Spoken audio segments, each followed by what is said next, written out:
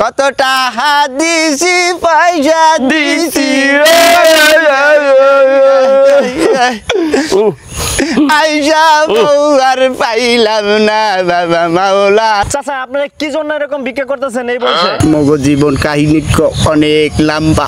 আচ্ছা আমি শুনতে বাবা মাওলানা বউ তুইয়া কেউ বিদায় যাইও না, বাবা মাওলানা বউ তুইয়া কেউ বিদেশ যাইও না, বউ তুইয়া তুই বিদেশ গেলে রে আইসা বউ পাইবা না, বাবা মাওলানা বউ তুইয়া তুই বিদায় যাইও না।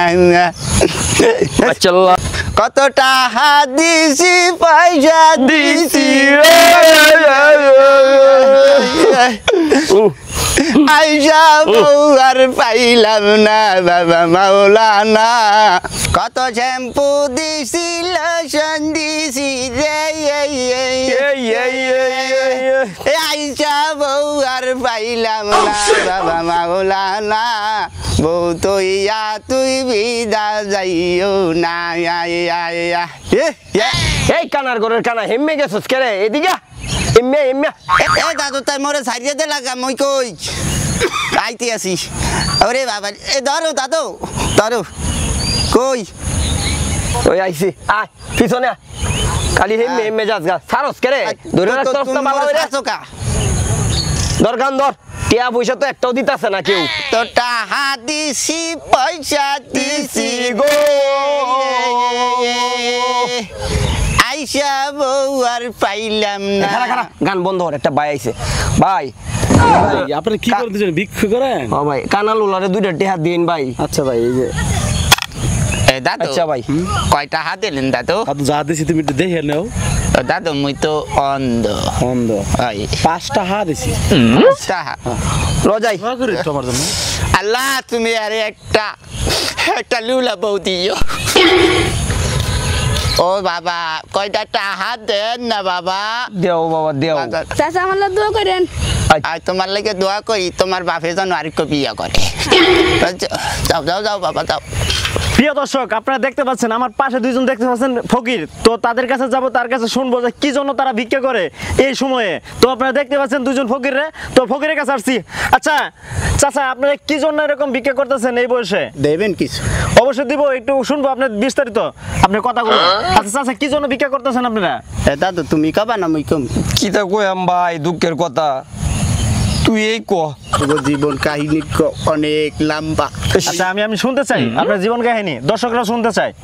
মই একটু শর্ট করিয়ে কই। হ্যাঁ বলেন। কারণ মগো তো ভিক্ষা করা লাগবে। দাদু এটা কই ইতিহাস।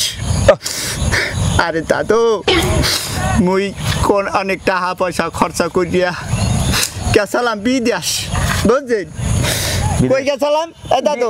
বিদেশ গেছিলাম ভাই, বিদেশ বিদেশ।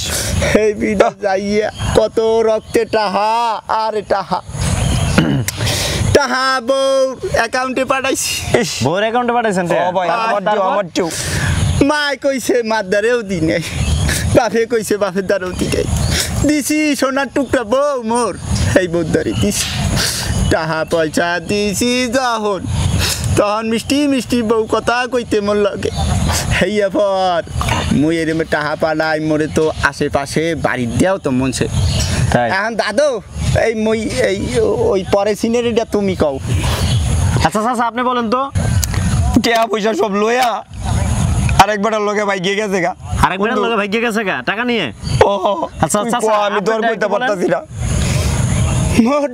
মোরটা একটু অন্যরকম। মোর বউ আরেক লাং লইয়ে গেছে, বুঝছে? এই দুঃখ মুই যখন বাড়ি আইছি আইয়ে দেখি যে মোর ঘর ফাঁকা, এই টাকা পয়সা লইয়া এই লইয়ে গেছে, পাতাল লইয়া ভাগিয়ে গেছে। তারপরে আমার পরে আর খুঁজে পান নাই? আরেক কথা এই পরে এই মুই খোঁজ দেখো যে হাগো পাইছিলাম।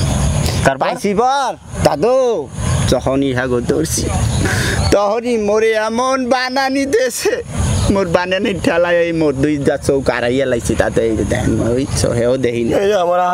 আমার হাতটাও গেছে, এই যে আমার হাতটা তার প্যারালাইসিস হয়ে গেছে মারার পরে। যাই হোক প্রিয় দর্শক আপনারা এর থেকে কি শিক্ষা পেলেন? যারা আপনারা বিদেশে যান, বউর নামে টাকা পাঠান, বউর অ্যাকাউন্টে টাকা পাঠান, তারা একটু সাবধান থাকবেন। তাদের মতো এই চাচাদের মতো কিন্তু আপনার অবস্থা হতে পারে। এই চাচারা যেরকম আজকে অবস্থা ভিক্ষা করতে হইতেছে, লক্ষ লক্ষ টাকা ইনকাম করার পরে ভিক্ষা করতেছে, তো আপনাদের অবস্থাও এরকম হতে পারে। তো সবাই একটু সাবধানে থাকবেন, নিজের অ্যাকাউন্টে টাকা রাখার চেষ্টা করবেন, নাতে মার কাছে টাকা পাঠাবেন। তো কেউ বউরে বিশ্বাস করবে না, বউ কিন্তু আরেকটা নাং নিয়ে পালিয়ে যেতে পারে। তো সবাই খেয়াল রাখবেন। ভিডিওটা ভালো লাগলে অবশ্যই শেয়ার করবেন, ভালো লাগলে অবশ্যই ফলো করে রাখবেন। ধন্যবাদ, সবাই ভালো থাকবেন।